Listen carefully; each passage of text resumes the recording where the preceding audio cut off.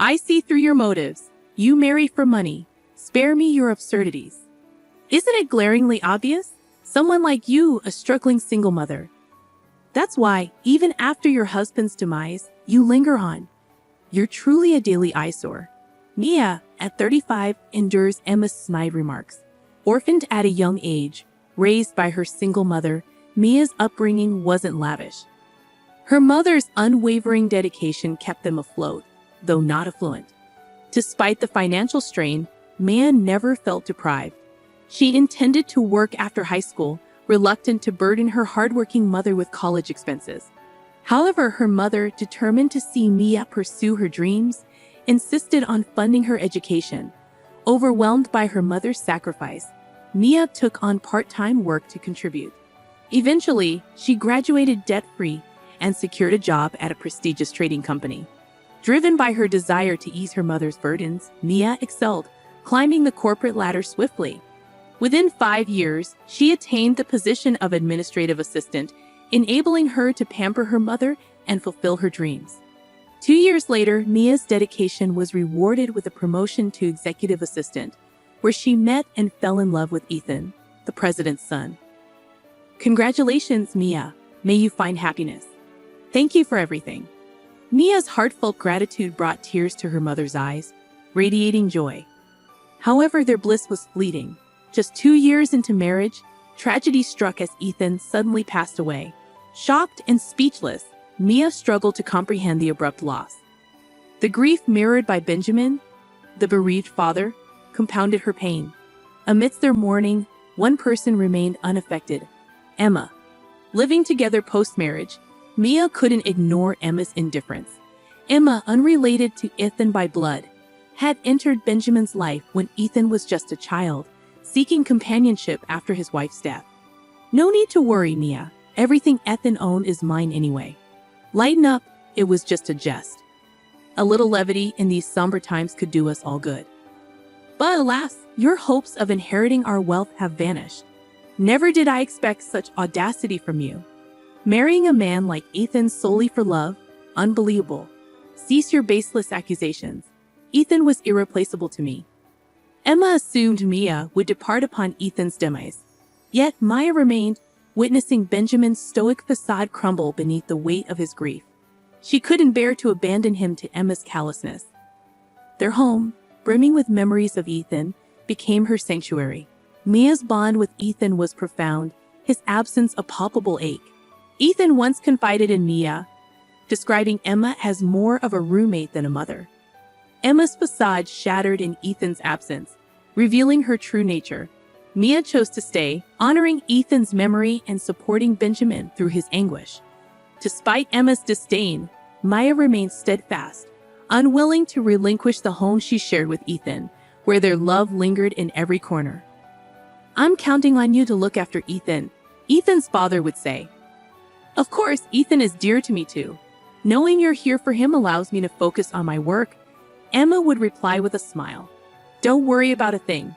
Give your best at work, Ethan's father reassured her. Thank you. Have a good day. But as soon as the door closed behind him, Emma's smile faded. Ah, finally, he's gone. Now where should I go today? Perhaps I'll invite a friend to the movies, she mused. You're heading out again? Mia would inquire. Yes, any objections? Emma retorted. Oh no, just remember not to bother your father unnecessarily. He's working hard for you. If you raise concerns, he'll worry and won't be able to concentrate. Just quietly study at home, Maya reminded her. That was our daily routine, yet it didn't seem to trouble Ethan much once he got accustomed to it. In fact, he found solace in not being overly scrutinized. As a child, he viewed Emma as a chameleon. I don't really mind. I see her as Dad's wife, not my mom, Benjamin expressed. He was grateful to Emma for stepping in when he was young, allowing his father to focus on work. Benjamin inherited the company from his step-grandfather and demonstrated a natural talent for running it. As soon as he assumed control, the company flourished. Managing 5 businesses with annual revenues in the high hundreds of millions kept Benjamin relentlessly busy. My husband recounted how Benjamin barely had time to relax at home when he was a child. Witnessing his father's exhaustion, My husband refrained from burdening him with trivial matters like Emma's behavior. He felt adequately cared for and kept his concerns about Emma to himself.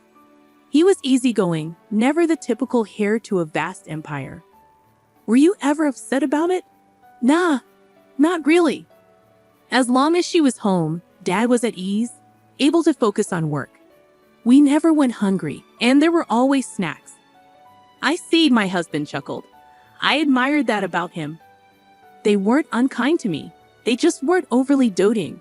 Emma would throw sarcastic remarks my way occasionally, but I brushed them off as typical in-law banter. Besides, she kept busy with theater outings, shopping, and dining with friends. Since I was occupied with work, our paths seldom crossed, and her remarks didn't bother me much. If my husband didn't find Emma's spending problematic, I saw no reason to raise the issue. Yet Emma's lavish expenditures, contrasting with my frugal upbringing, unsettled me.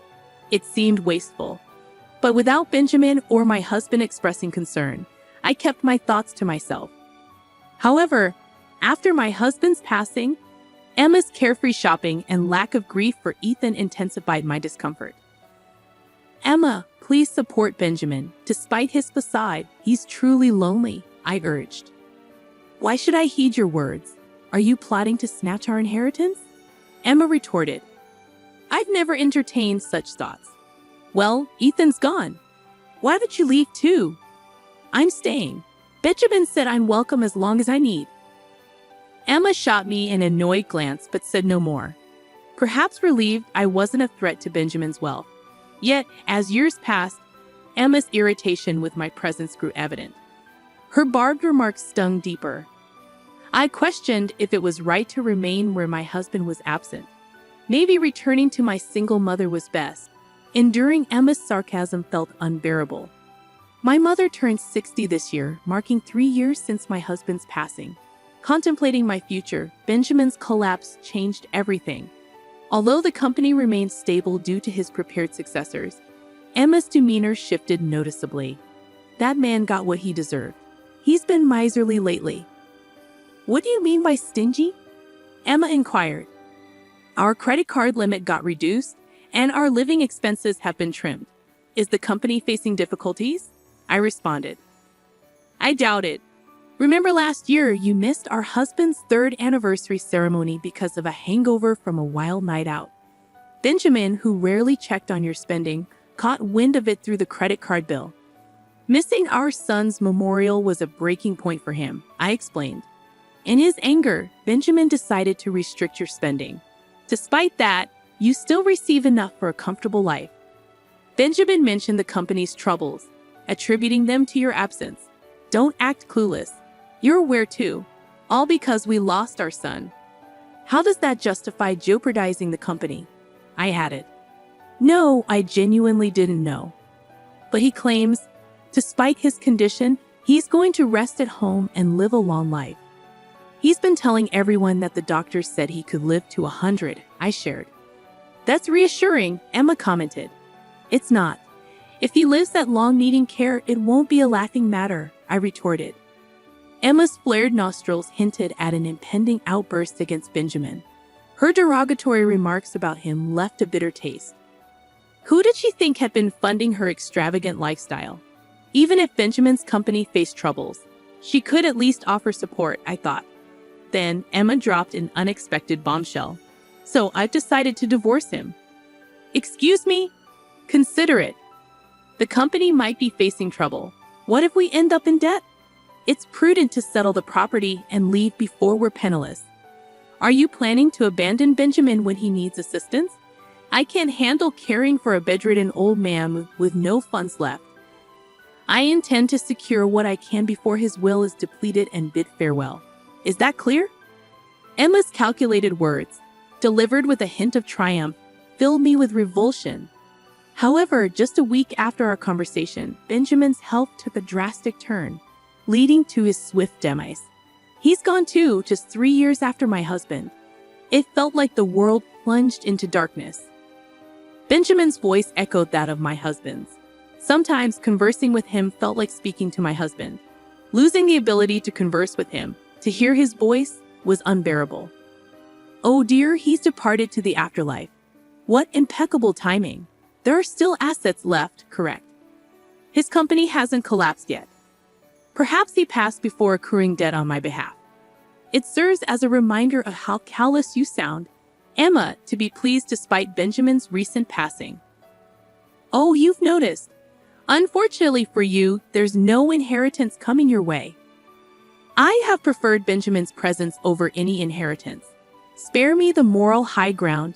Now you're just putting on a show, trying to impress others, aren't you? Even if you asked, there wouldn't be a penny to spare. Despite Benjamin's demise, it seemed Emma's mind remained fixated on money.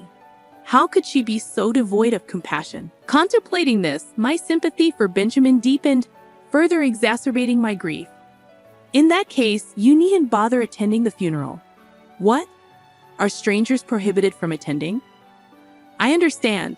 That's the situation. Emma appeared detached from reality, but I saw no necessity in enlightening her. Are you certain? Absolutely. With him gone, as his spouse, I'm in charge. Crystal clear. Consequently, Benjamin's funeral took place quietly 2 days later, attended solely by close relatives, adhering to his preference for a modest service rather than a grand company affair. After the service, I noticed several missed calls from Emma on my phone, yet I chose not to respond. Despite her repeated attempts to reach out, I remained steadfast in ignoring her. Then, unexpectedly, she appeared at my workplace one day. I finally caught you. Why haven't you been returning my calls? Oh, Emma, how may I assist you? Still stirring up trouble? I was kicked out of the funeral home. If anyone should have been excluded, it's you. I called you numerous times on the day. What's the deal with ignoring me, huh? Well, you're no longer associated with my mother-in-law. What? But you said strangers weren't permitted at the funeral, so we had a family-only service. I simply asked Emma, now a stranger, not to attend. You're the stranger here. No, the real stranger is Emma.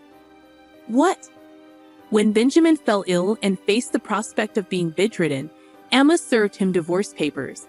She seemed to believe that because Benjamin was hospitalized, he had departed to heaven without finalizing the divorce. However, those papers, Benjamin had entrusted me to submit. So, in name and in reality, Emma is a stranger to us now. Benjamin confided a lot in me back then. Apparently, he informed Emma about the company's precarious situation and the looming possibility of debt. He suggested a more modest lifestyle for just the two of them. Emma's response was cold. Then it's probably best to split before you're overwhelmed by debt. A month after that conversation, Benjamin collapsed. Even upon regaining consciousness, he knew his health was dire. He confessed to Emma that he might have to relinquish control of the company and rely on her for care. As expected, Emma proposed a divorce. She likely sought to secure assets before his demise. However, Benjamin, realizing his limited time, had already allocated most of his assets to charities and appointed successors. There was little left for Emma. Her face paled upon learning this. So I get nothing. Well, strictly speaking, it's not exactly zero. I did leave a few $100s in savings, I admitted. A few $100s? That's hardly enough, Emma scoffed. Even though Benjamin had forewarned me of this, articulating it made me appreciate his thoroughness. He evidently wished to keep any property disputes with Emma to a minimum. Perhaps it was Emma's behavior following her husband's passing that motivated Benjamin's resolve. But there's still the house. If I sell that... Oh yes, please vacate the premises as soon as possible, I interjected. I'm staying with Mom for now, but I intend to return eventually, Emma asserted. What are you implying? You're essentially a stranger. You hold even less claim than I do. As I mentioned earlier, the true stranger here is you, Emma, now divorced. Furthermore, the house was originally inherited by Benjamin from his grandfather, exempt from property division in a divorce. So why should you have the right to reside there? Because upon marriage, Benjamin and I mutually adopted each other. What? So I'm entitled to inherit Benjamin's property. He left me that house, Emma exclaimed. It's rather incredulous, isn't it? The notion of adoption was initiated by Benjamin himself. When we married, I didn't dwell on it much. In his eyes, I was to be his daughter marrying his son. Hence, I accepted that notion. However, upon my husband's passing, I refrained from disclosing this. I feared Emma would misconstrue it as an attempt to seize the family fortune. I have tasks to attend to. Would you kindly depart? I requested. I informed Emma that any communication should go through our respective legal representatives. I've sought counsel from our company's legal team, I continued. I had security escort Emma out of our company premises. I explicitly barred her from returning. Despite her resistance, she complied when I threatened to involve law enforcement. She made several attempts to contact me thereafter, all of which I ignored, I recounted. Her relentless pursuit of our wealth only resulted in a deluge of complaints to our lawyer. Our company's financial standing was robust, which baffled Emma. She argued that bankruptcy should yield assets to divide. However, the company had transitioned to a new owner before Benjamin's demise, rendering it beyond his possession. Consequently, Emma had no claim. The family's properties had already been allocated in the divorce prior to Benjamin's death. Our lawyer patiently explained Emma's lack of entitlement. Frustrated, our lawyer divulged Emma's persistent attempts. Misguided in her belief of inheriting, Emma had amassed debt on her credit card, now struggling to repay it.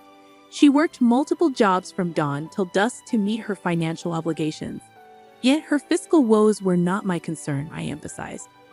Emma was a decade younger than Benjamin, marrying him at 25 and now at 55. Their nearly 30-year marriage entitled her to survivor benefits from Benjamin's Social Security contributions, even after their divorce. However, eligibility hinged on her turning 60, still 5 years away. Additionally, she needed to file for a pension division within 2 years of their divorce. I doubted Emma's awareness of these stipulations, nor did I feel inclined to enlighten her. Her welfare was neither my concern nor my responsibility, I stated firmly. And so, I reside in the home once shared with my mother, Benjamin, and my husband. Days passed tranquilly. Memories of my husband and Benjamin evoke both smiles and tears. Yet, recalling their warmth spurs me to embrace each day with a smile, I concluded.